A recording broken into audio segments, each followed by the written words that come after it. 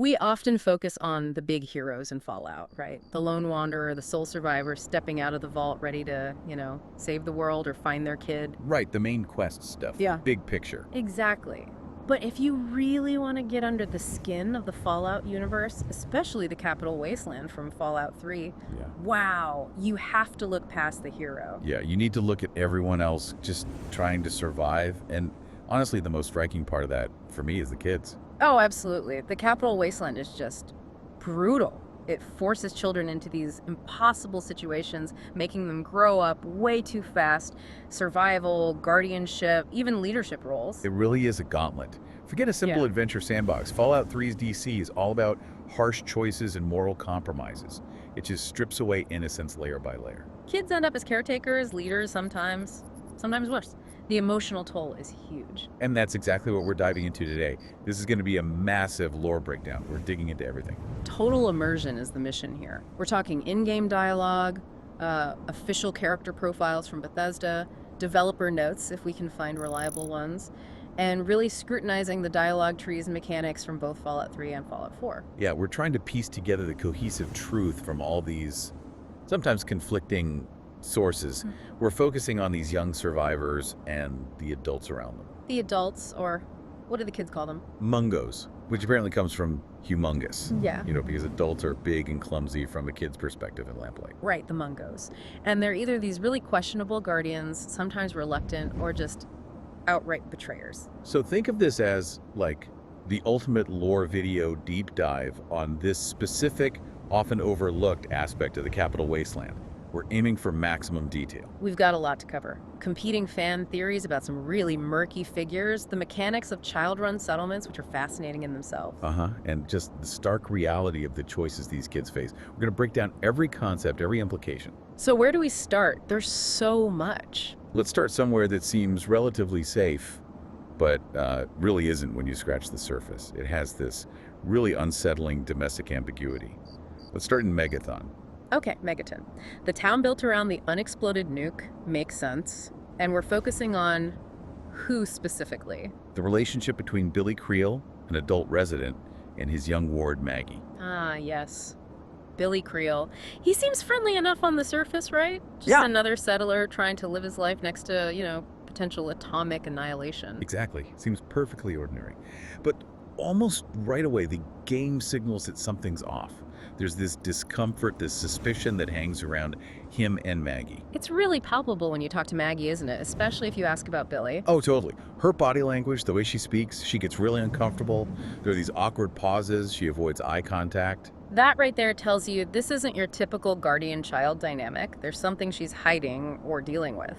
And Billy himself doesn't help matters.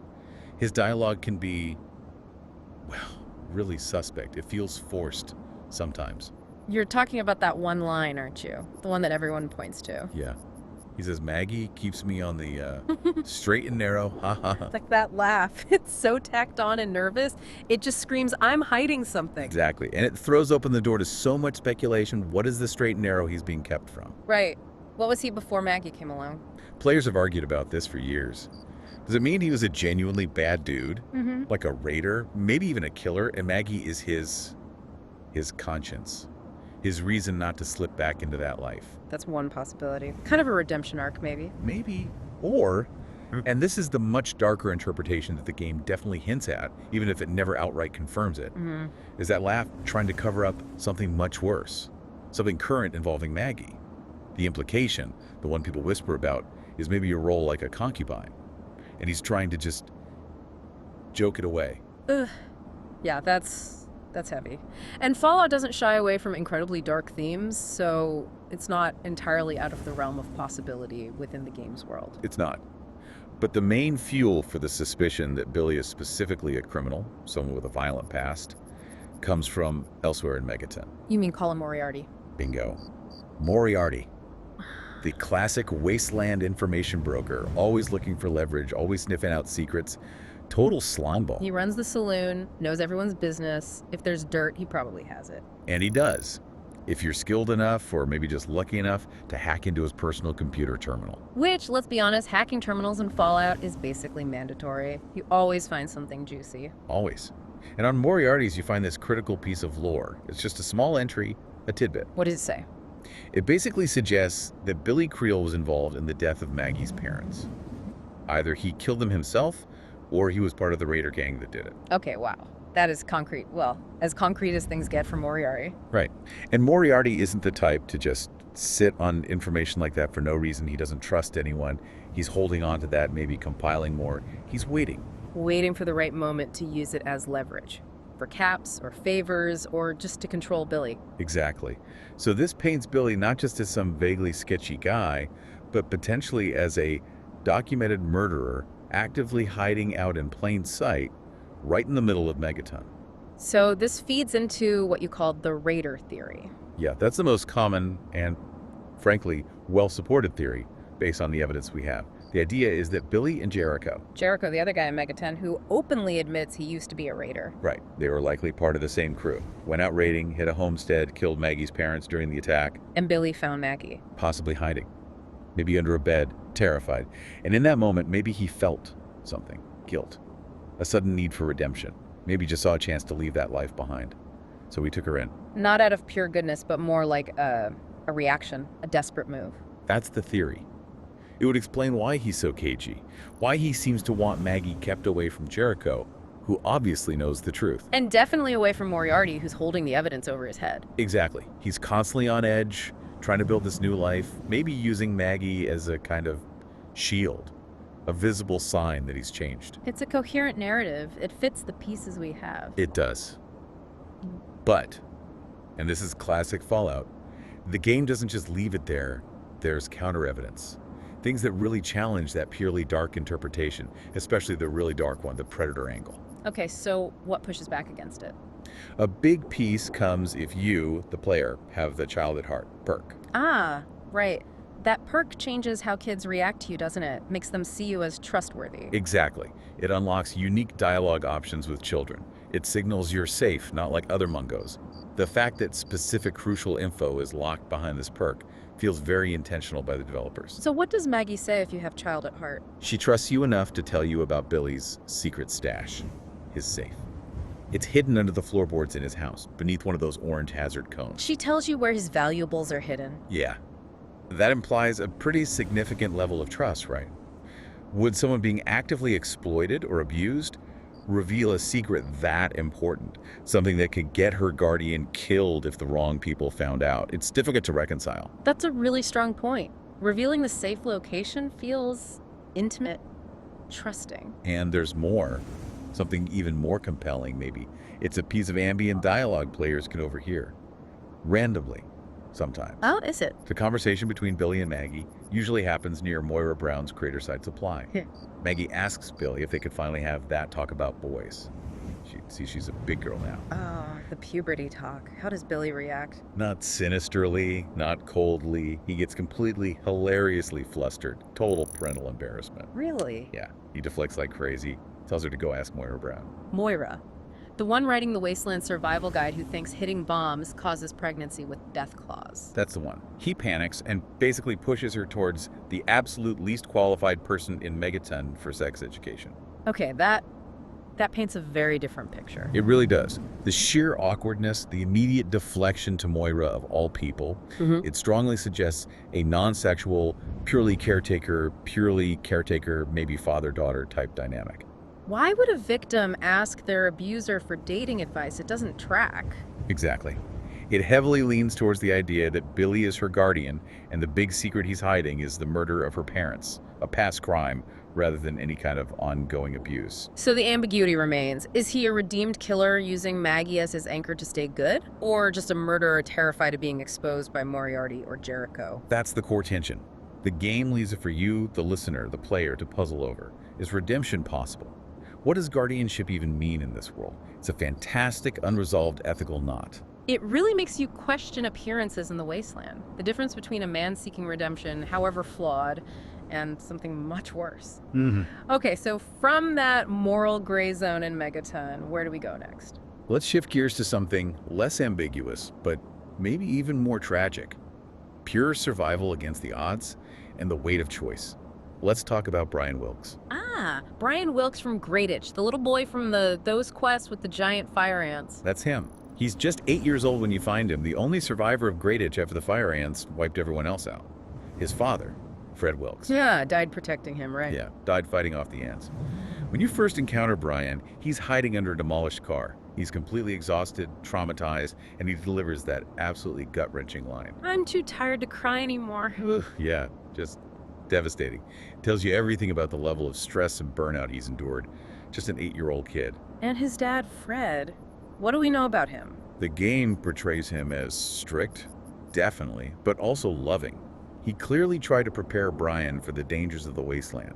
How so? Well, he trusted Brian with the key to an emergency supply cache hidden in a dumpster near the old diner. Right, I remember finding that. Sometimes had good stuff in it. Exactly. Maybe a decent weapon, some grenades. Fred taught his young son where to find tools for self-defense, because that's the reality of parenting there. He also warned Brian about dangerous places like the nearby Marigold Station. It was strict, yeah, but necessary for survival. Brian knew the rules mattered. But Fred's preparations weren't enough in the end. No. And that leaves Brian completely alone. And the real weight of his story, what makes it such a stark example of the wasteland's cruelty, comes down to the choices the player has to make for him. Yeah, there are multiple ways his quest can end, right? It's not just save the kid. Not at all. There are 4 distinct potential fates for Brian, and they run the gamut from genuine hope to, well, absolute depravity. Some major moral crossroads for the player. Okay, lay them out for us. What's the best case scenario? The clear happy ending is taking him to Rivet City. You find out he has family there and Vera Weatherly or maybe a cousin. The dialogue's a bit inconsistent on the exact relation. But she takes him in. Yes. And Brian is genuinely thrilled. He gets to live with her, make friends, even helps out at the Weatherly Hotel. It feels like a real rescue, a moment of actual, unambiguous good. Okay, that's option 1. Option 2 is safety, but with a cost. You can take him to Little Lamplight. The cave city run by kids. We'll get more into that later, I assume. Definitely.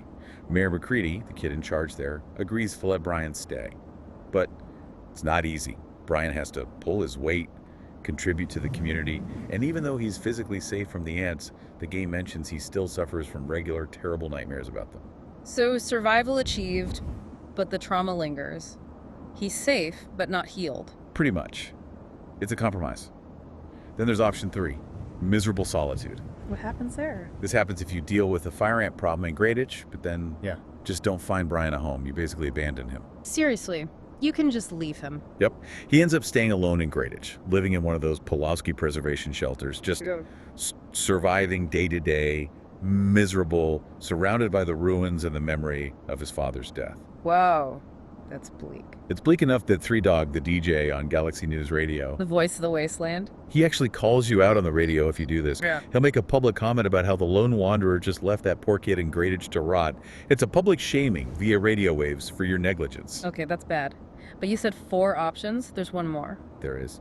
And it's widely considered the most despicable, evil option, not just in this quest, but maybe in the entire game. Oh boy. What is it?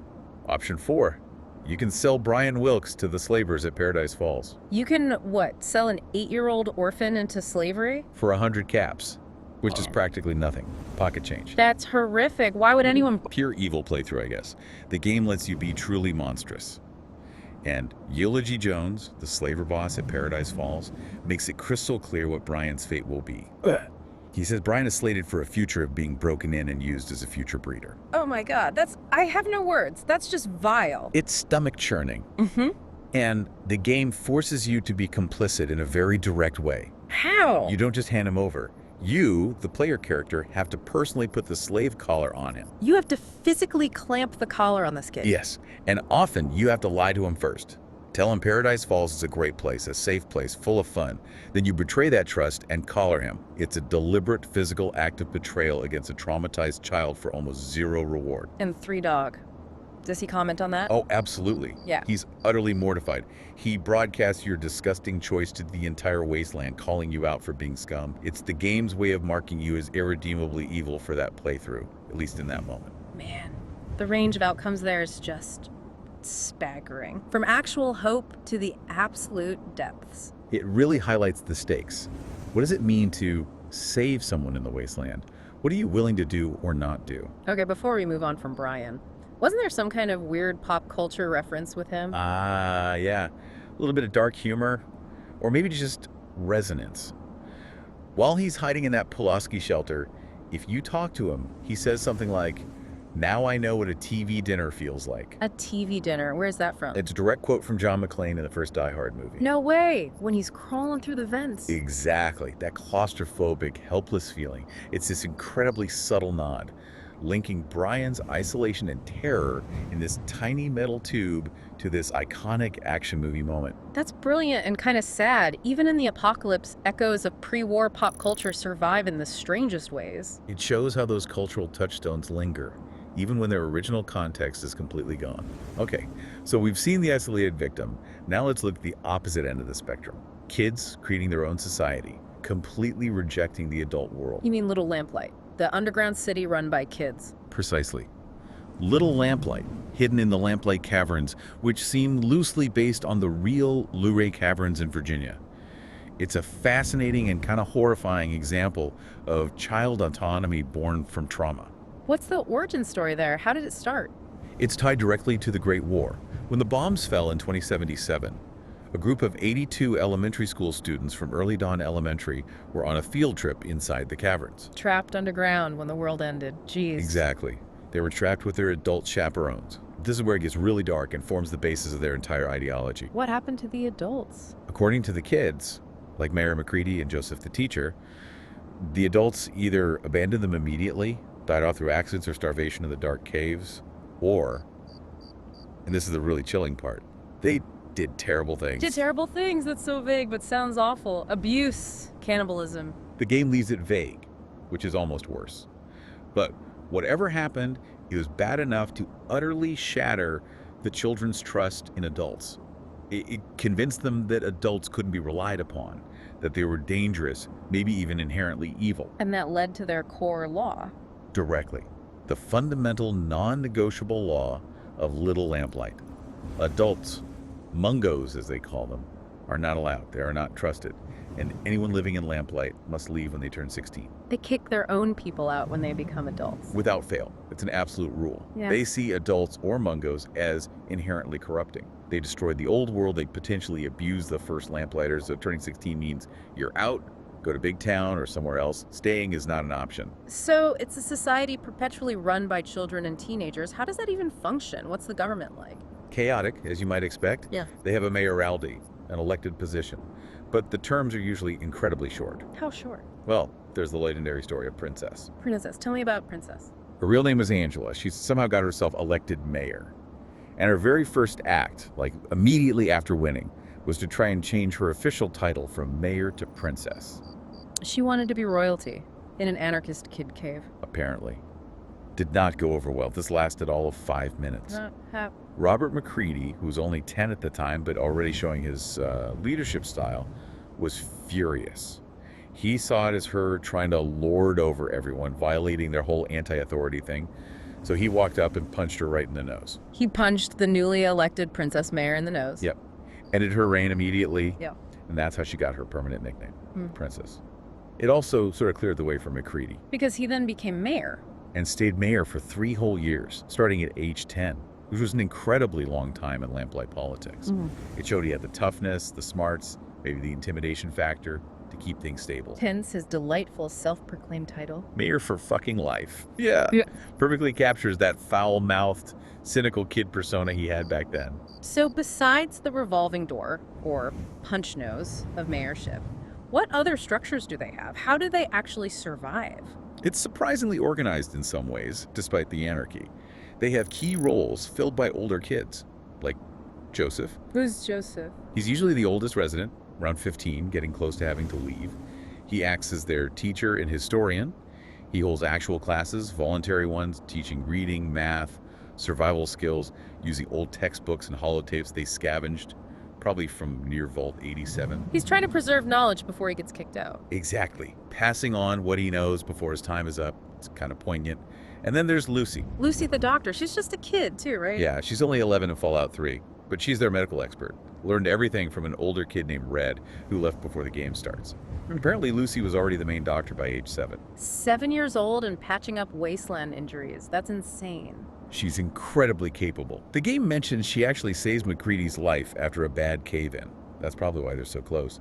She sees Lamplight as family and tries to keep McCready grounded. Doesn't she have a sign outside her clinic? She does. Another little pre-war echo. It's a banner that says the doctor is in, like from the Peanuts comics. An 11-year-old medical prodigy using Snoopy's psychiatrist booth sign. It's perfect fallout. Okay, they have a mayor, a teacher, a doctor. What about food? You can't survive on government and medicine alone. Yes. Yeah. Food. That brings us to Eclair and the unique Lamplight cuisine. Eclair, like the pastry. Ironically, yes. Mm-hmm. That's his nickname. He's the 13-year-old chef who runs their mess hall called Spelunkers.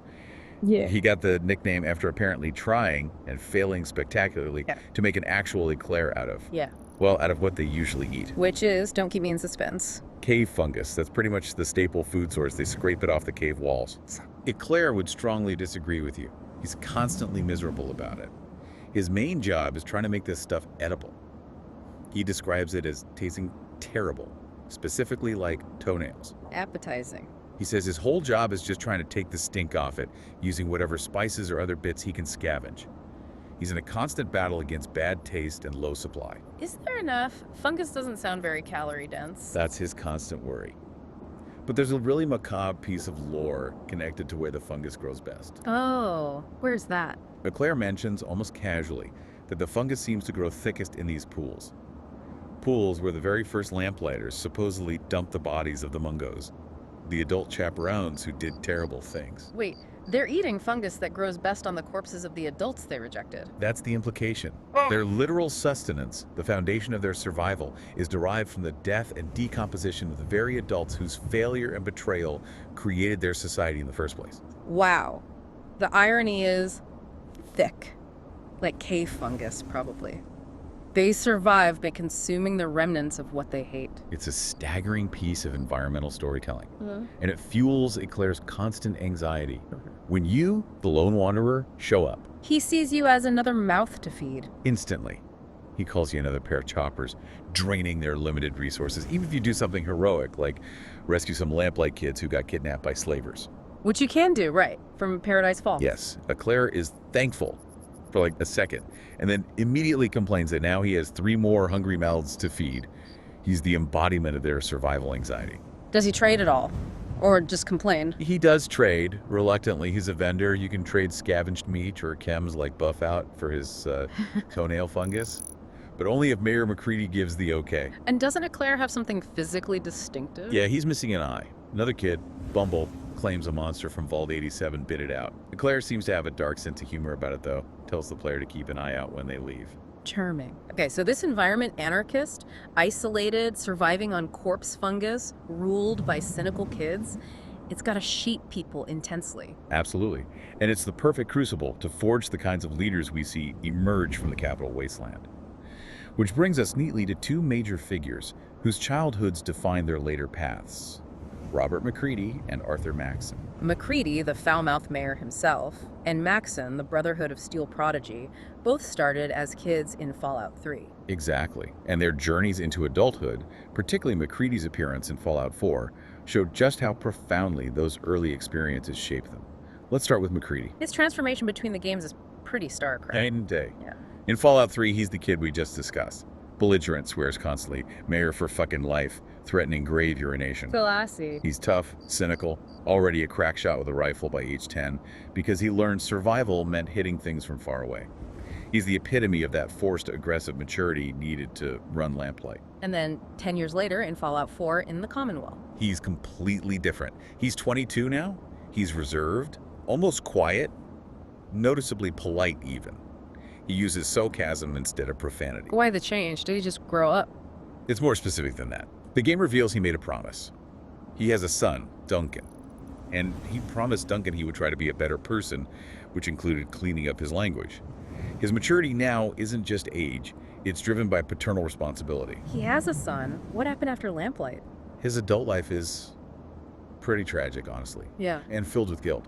He left Lamplight at 16, like everyone has to, became a gun for hire, a mercenary, exactly the kind of mungo job he probably despised as a kid. Did he find someone? Yes, he met and married a woman named Lucy. Wait, Lucy. Like Lucy the doctor from Lamplight? Different Lucy, just a massive coincidence in naming, apparently. Yeah. Or maybe a subtle thematic echo for him, who knows. But yeah, different Lucy. Okay, so MacCready, Lucy, and Duncan.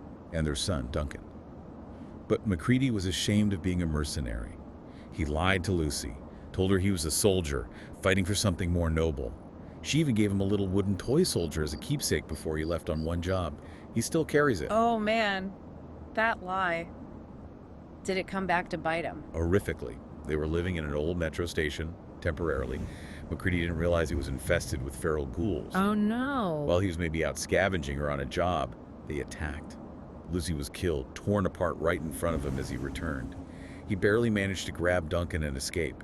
He tells the player later, maybe it would have been better if we died there with her. That's brutal. Just devastating guilt. And it gets worse. Duncan survived, but now he's sick. He has these mysterious blue boils, some kind of aggressive illness, and MacCready has no idea how to cure it. So that's why he's a mercenary in Fallout 4, to get caps for a cure. Exactly. His entire life is now driven by this desperate need to find medicine for Duncan. It even led him to join the Gunners for a while. The Gunners, that big, ruthless mercenary army in the Commonwealth. Yeah. He calls it the biggest mistake of his life. Hated it, deserted them. Now his former Gunner colleagues, Winlock and Barnes, are hunting him down. He's a wanted man. So all this trauma and guilt must really affect his morality as a companion character, right? Absolutely. It's Yeah. fascinating. On one hand, he still has that mercenary streak. He likes it when you steal things, pick locks, demand more money for quests. That cynical survival instinct is still there. But he draws incredibly sharp moral lines based on his past. He hates betrayal. He intensely likes any action the player takes to protect children or help parents. His guilt over failing Lucy and his desperation for Duncan completely defines his moral compass now. He's trying to make up for it, in a way. Yeah, and despite the cynicism, he still has these moments of connection back to the Capital Wasteland. Like what? If you travel with him, he'll sometimes mention missing Three Dogs radio broadcasts. He'll grumble that DC's monuments were way better than Boston's pathetic statues. He even gets the tunnel snakes rule reference if you use it. Huh. Nice. It shows his roots are still there, under all the layers of trauma and sarcasm. Exactly. He's a complex, tragic figure shaped entirely by that brutal Capital Wasteland childhood and its consequences. Okay, so that's MacCready. What about the other kid leader who grew up? Arthur Maxon. Arthur Maxon. If MacCready's path was about chaos and personal tragedy leading to mercenary work, Maxon's is about destiny, order, and inheriting immense power. He's Brotherhood royalty, basically. Literally, the last direct descendant of Roger Maxon, the guy who founded the Brotherhood of Steel way back on the West Coast, his lineage alone makes him incredibly important. And we meet him as a kid in Fallout 3, too, right? Yep, he's Squire Maxon, age 10, living in the Citadel, the Brotherhood's DC headquarters. He's being personally fostered and trained by Elder Lyons, the leader at the time. What's he like as a kid? Serious. Already deeply indoctrinated in the Brotherhood Codex. He's learning the tenets, training.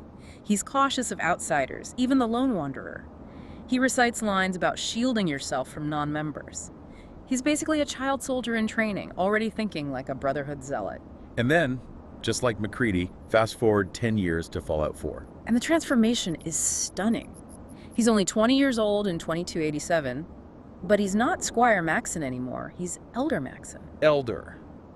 At 20. How? Yeah. Isn't that usually reserved for grizzled veterans? It is. He's the youngest elder in the entire history of the Brotherhood of Steel.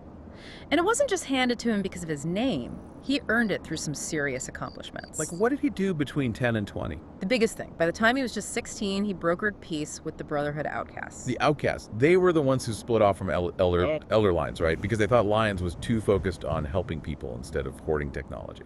Exactly. They were the hardliners, the traditionalists.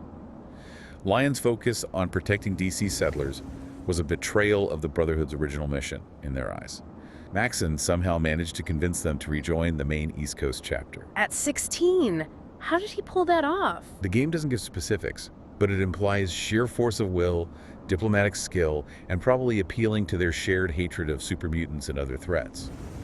Reuniting the factions was huge. It gave the East Coast Brotherhood the unified strength and manpower they needed. And that led to... That led to the construction and launch of the Prydwen, that massive airship fortress that arrives in the Commonwealth. Maxon consolidated power, unified the ranks, and built a mobile command center, all before he turned 20. It's an incredible rise. So, as Elder, what's his leadership style like? Is he just a hardliner like the Outcasts? It's complex. There's definitely a paradox there. On one hand, yes, he absolutely embodies the traditional strict Brotherhood ideology, especially their anti-technology stance when it comes to things like synths. He wants to destroy the Institute and all synths, right? Vehemently. He gives speeches about how science outpaced man's restraint, how technology like synths is an abomination, an existential threat born from the same hubris that caused the Great War. That's his central mission in the Commonwealth. Okay, so pretty standard Brotherhood hardline stuff. What's the paradox? The paradox is that alongside this ruthless ideology, he shows surprising, almost paternal care for his actual troops, the people under his command. So? There are examples, like with Proctor Ingram as chief engineer who uses power armor legs. He's reluctant to let her go on dangerous field missions, even though she's capable, because her expertise on the Prydwen is vital, and he doesn't want to risk his key personnel needlessly. And more broadly, his initial strategy upon arriving wasn't just kill everything. He initially ordered his patrols to prioritize trading recovered technology for essential supplies like food and medicine for the Brotherhood ranks.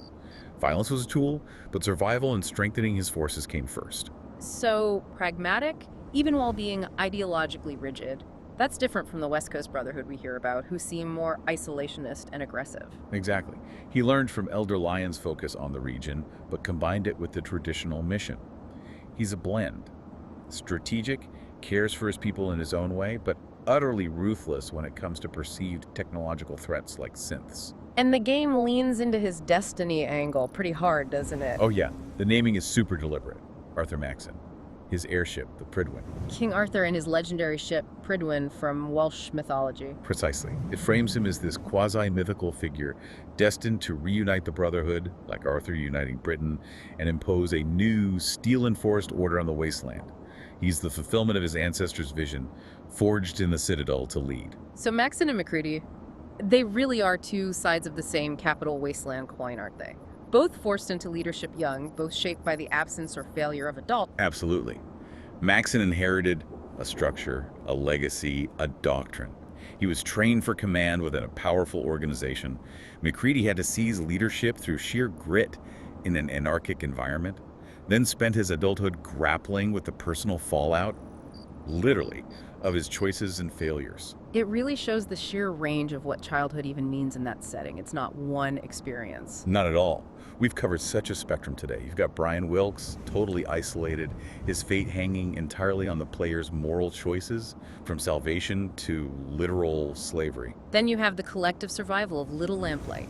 Kids building their own hostile, fungus-fueled society, specifically because they rejected the adult world that failed them. And finally, these young leaders. McCready, the cynical mercenary haunted by his past, desperately trying to save his son, and Maxon, the military prodigy, uniting a fractured order through sheer will and ideology, ready to impose his vision on the future. So what's the big takeaway here? What does looking at these kids tell us about the Capital Wasteland overall? I think the so what is that the Capital Wasteland fundamentally redefines childhood. It forces maturity, demands constant brutal moral compromises just to stay alive. And the adults. They loom large, even in their absence or failure. Massively.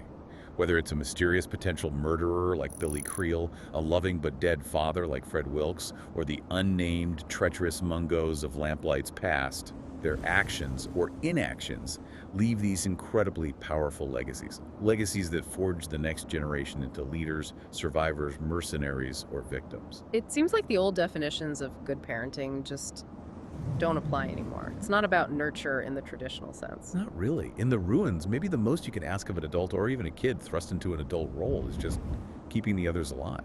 Providing some kind of structure, maybe, like Maxon does, even if it's harsh. Or just finding a safe place, like the Hope for Brian in Rivet City.